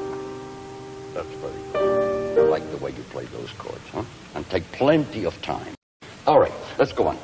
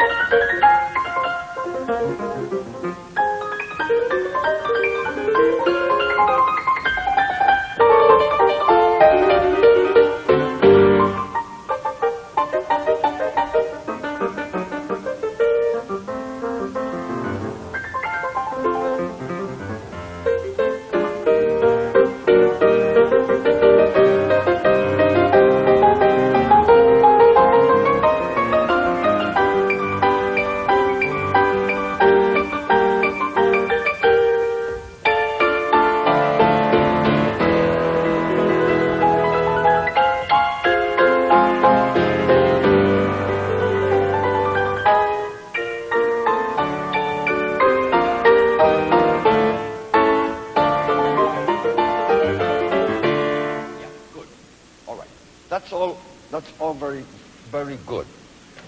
The only thing I would question is, after all this nice, beautiful scherzando that you do,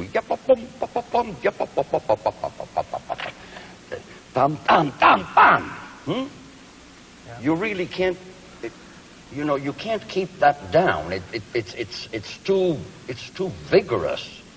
I like to keep a little bit for here, because you do too much, then it gets a bit dead all the time, All right, but you can give all you have here, but still have enough differentiation between all this. Play there.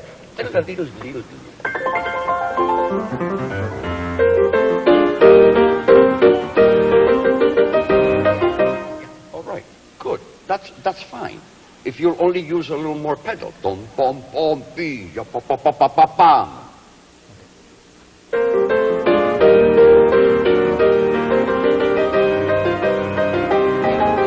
But you see, now you're playing awfully flat, huh? You're playing awfully horizontal. You can do bum bum bum bing bum bum bum bing pa pa pa pa pa pa pam pa pa bum pa pa pam pa pa pa pa pa pa pam pa pa bum pa pa bum pa pa pam pa pa pam. Learn to drop.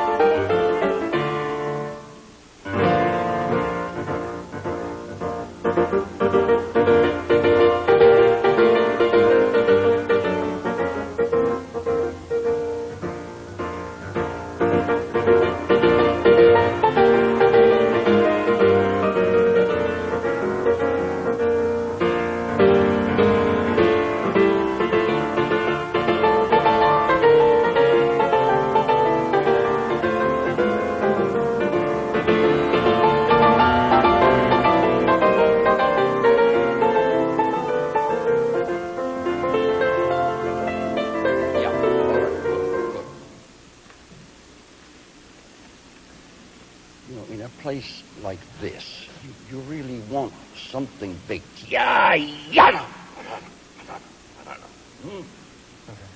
You can do this.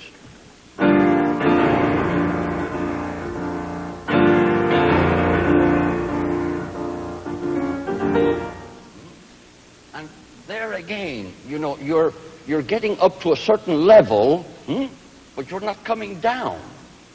Okay, I'll do it this time. You can't keep going up. You know, the piano has limitations.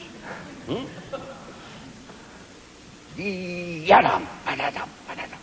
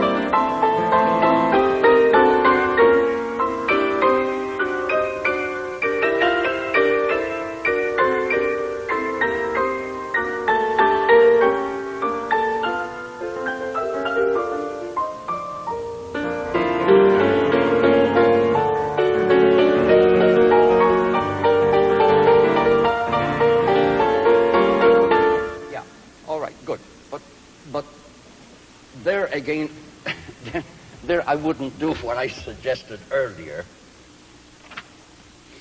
You seem to be, be careful. Don't compress those triplets. Fi be ba ba ba bi ya da da ba da ba ba ba da di. You have a tendency to kind of rush through them. Here I would really go up to the top. Da da da da dee da. Go up to the top and then come down. But don't come down before you get to the top. Play here.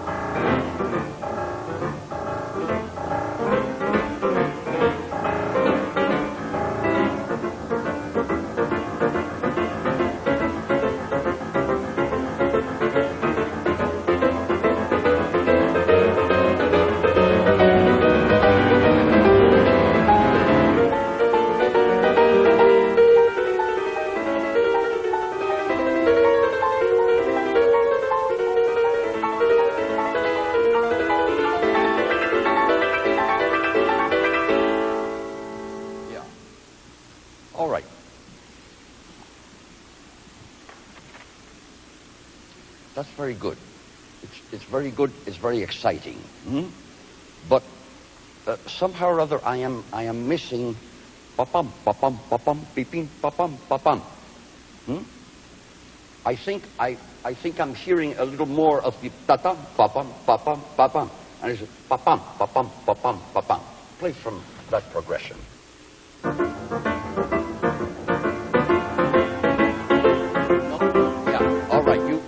You heard what you did. You missed a couple of them. Pa-pum, pa-pum, pa-pum, beep. Yeah. All right. Play it again.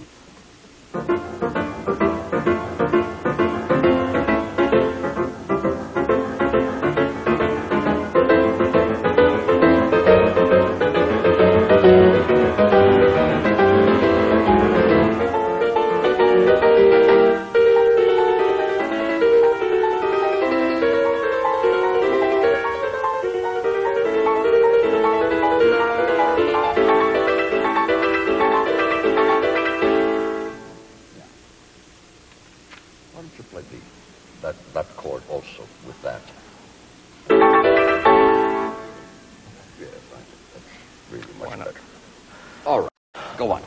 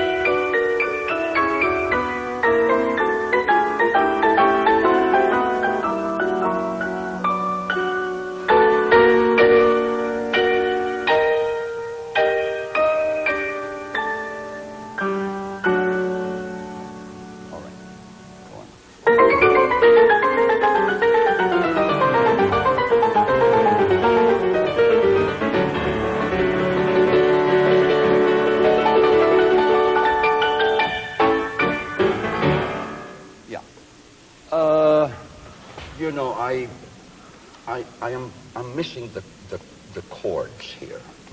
Yeah, pa pa pa pa pa pa pa pa pa pa pa. They're not quite clear. They sound like just a naked octave.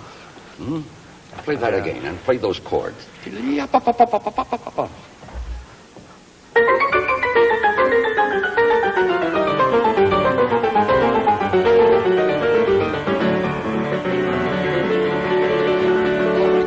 Good.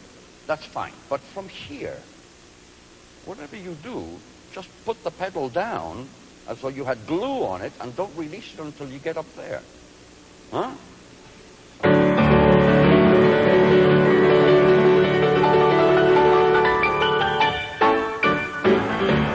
Yeah. Not an easy piece, is it? Thank you very much, Barry. Bravo. Bravo.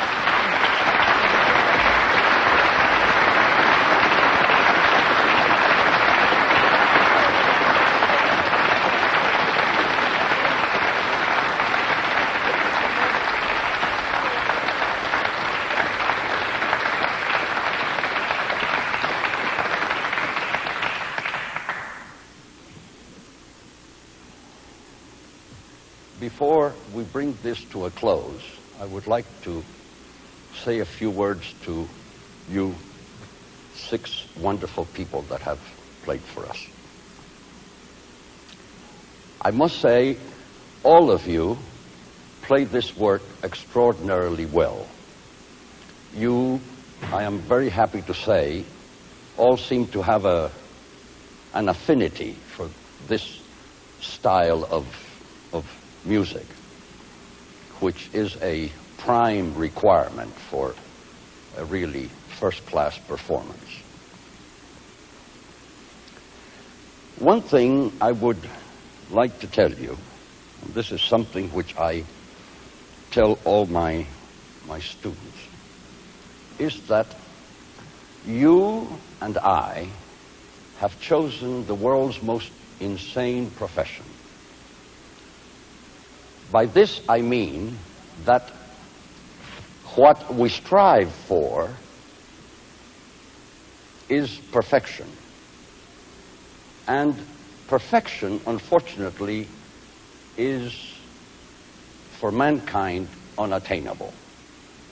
But we must never stop trying. We must never stop our strife and our striving to get up to that unknown, unreachable goal. I think that all of you, I'm very happy to say, should have a very brilliant future. I only wish you all a very successful and a very long career. And I wish you all well. Thank you.